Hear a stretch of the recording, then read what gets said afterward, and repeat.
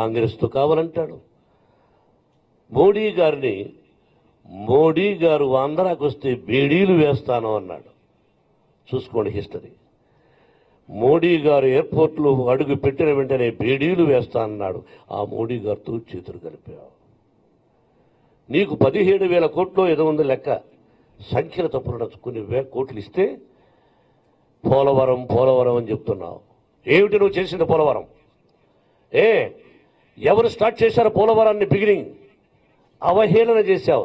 రాజశేఖర రెడ్డి గారు పోలవరాన్ని గురించి మాట్లాడుతూ ఉంటే నువ్వు అవహేళన చేశావు.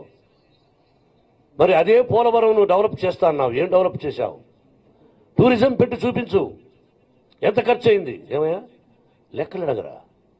అదేంటే మీకు వ్యాపారాలు ఉంటాయి, మనకు వ్యాపారాలు ఉంటాయి, నాకు విద్యాలయాలు ఉన్నాయి.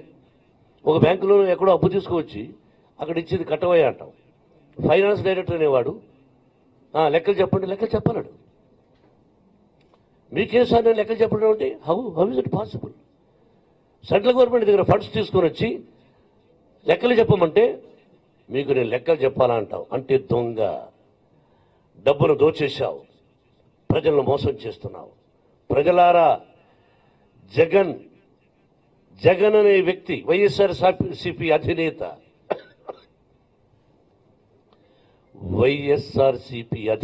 జగన్ ప్రజలకు మేలు చేయడానికి వస్తున్నాడు. ఎన్ని వేల కిలోమీటర్లు నడిచాడండి. ఇది సామాన్యమా? మామూలు విషయమా? 300 రోజులు, 3,000 కిలోమీటర్లు. ఇది నరమానవుడికి సాధ్యమా? మరి అతని ఆరోగ్య పరిస్థితి ఏమిటో నాకు తెలియదు. అతనికి అనుభవం లేదు. కరెక్ట్.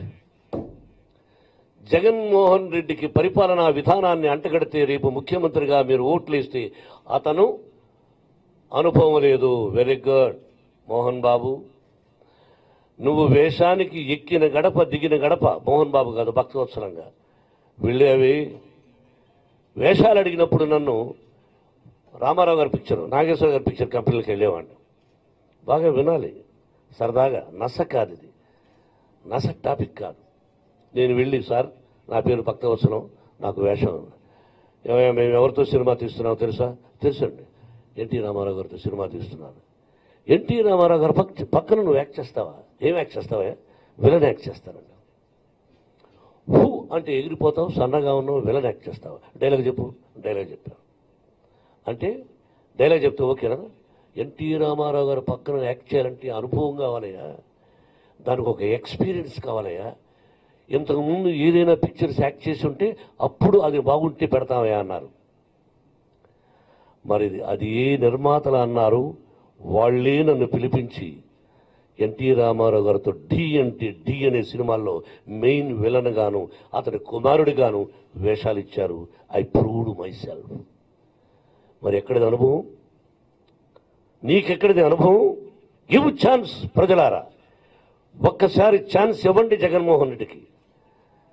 అతను చేస్తాడో లేదో నెక్స్ట్ మీ చేతిలో ఉందంతా. He will prove it. అనుభవం లేని వాడిని, మట్టి పిసుకుంటున్న వాడిని ఒక విలన్గా, కమెడియన్గా, క్యారెక్టర్ ఆర్టిస్ట్గా, ఒక హీరోగా, ఒక నిర్మాతగా, ఒక విద్యావేత్తగా proved. I was a school teacher, my father was a teacher. మా నాన్న ఒక బడిపంతులు, నేను ఒక బడిపంతులు. Proved. One of the top education institutions, one of the best actor in India in all the characters I played. 560 pictures. Very, where is the అనుభవం? మన బిడ్డలకు చేరిన స్కూల్లో చేరిన వెంటనే అన్ని ఏబీసీలు ఇంగ్లీష్ బుక్ వస్తుందా? రోజు 1వ క్లాస్, 2వ క్లాస్, 3వ క్లాస్. అలాగే జగన్ కాసి వడబోసాడు. What is been by politics? He will do justice for the public. డెఫినెట్గా ప్రజలకు మంచి చేస్తాడు. 10 సంవత్సరాలు ఒక పార్టీని నడపడం అంటే సామాన్యమైన విషయం కాదు. కాబట్టి ఇది డబ్బా కొట్టడం కోసమో సెల్ఫ్ కోసమో రాలా. I know the great man YS Rajasekhar.